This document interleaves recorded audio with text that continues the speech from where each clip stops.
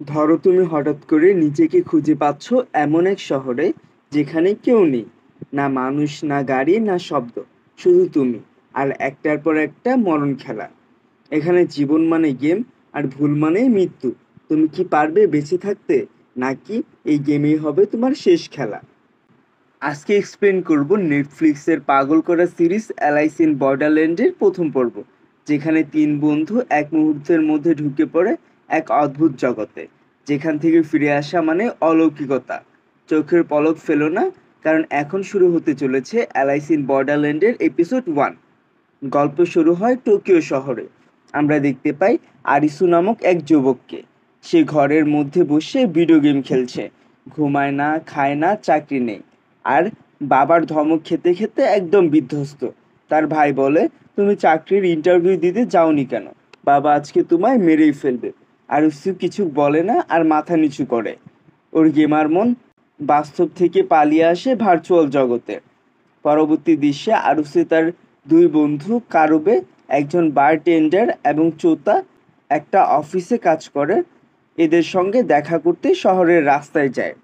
কারুবে চাকরি থেকে বরখাস্ত হওয়ার দ্বারপ্রান্তে, কারণ তার বারের মালিকের ওয়াইফের সাথে রিলেশন ছিল, যার কারণে মালিকের সাথে তার মারামারি হয়। চোতা হতাশ হয়ে অফিসে যাচ্ছিল আর বলছে জীবনটাই তো একটা গেমের মতো, কিন্তু এখানে কোনো রিস্টার্ট নেই।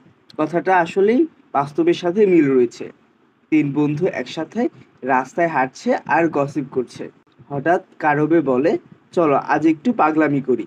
তারা হঠাৎ করে শহরের ব্যস্ত রাস্তায় নাচানাচি শুরু করে। ফুটপাত ট্রাফিকের মাঝে লোকজন অবাক হয়ে তাদের দিকে তাকিয়ে আছে।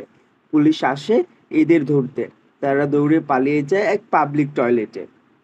দরজা বন্ধ করে নিঃশ্বাস নেই। ভেতরে তিনজন হাসছে। শুধু তাই না, তারা সেখানে মেসেজ দিয়েও মজা করতে থাকে। কিন্তু ঠিক তখনই বিদ্যুৎ চলে যায়। সব আলো নিভে যায়। তারা যখন টয়লেট থেকে বের হয়, চারপাশে কেউ নেই। একটি বিশাল শহর, পুরো টোকিও শুনশান। না লোক, না গাড়ি, না শব্দ। তারা রাস্তা ধরে হাঁটতে শুরু করে। চারদিকে পোস্টার আর ইলেকট্রনিক সাইন দেখা যায়। তারা রাতের বেলা একটা সাইন দেখতে পায়, মানে সাইনবোর্ড দেখতে পায়, যেখানে লেখা ছিল, welcome to the game, game start here. আরও কয়েকজন মানুষ এসে যোগ দেয়। এক মেয়ে সিবুকে এবং একজন স্কুল পড়ুয়া মেয়ে।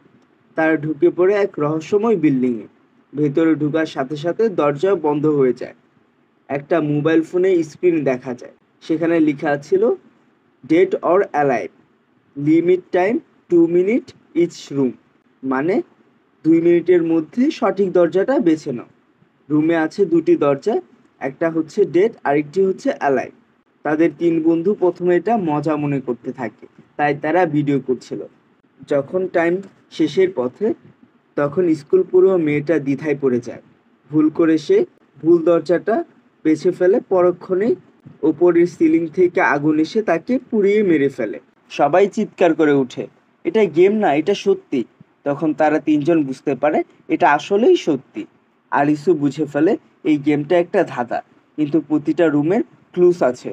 সে তার গেমার দক্ষতা ব্যবহার করে প্রতিটা রুমের প্যাটার্ন বুঝে। আরিসু রুমের আকৃতি, বায়ু চলাচল, আলো আর মোবাইল ম্যাপ দেখে বের করে ফেলে কোন দরজাটা বাঁচাবে।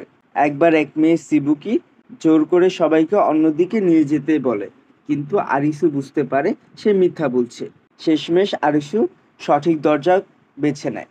এক এক করে সবাই তার দেখানো পথে গিয়ে শেষ রুমে পৌঁছে যায়, কিন্তু শেষ রাস্তা পার করতে গিয়ে চোতা তার পায়ে ব্যথা পায়।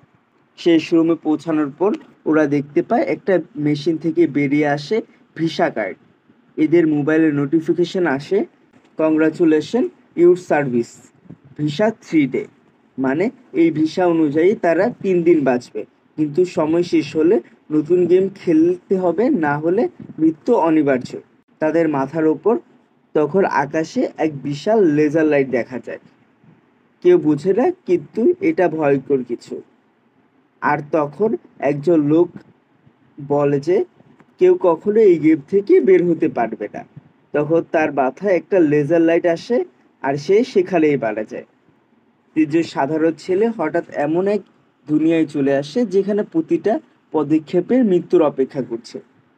তাদের শুধু গেম খেলতে হবে না, বরং প্রতিটা গেমে বুদ্ধি, ভাগ্য আর সাহস লাগবে বাঁচার জন্য। এই ছিল অ্যালাইস ইন বর্ডারল্যান্ডের প্রথম পর্বের পুরো এক্সপ্লেন। পরবর্তী এপিসোডগুলো আমরা আরও জানতে পারবো এই পৃথিবীটা আসলে কি, কে এইসব গেম চালাচ্ছে, আর আরিসুদের শেষ পরিণতি কি হবে।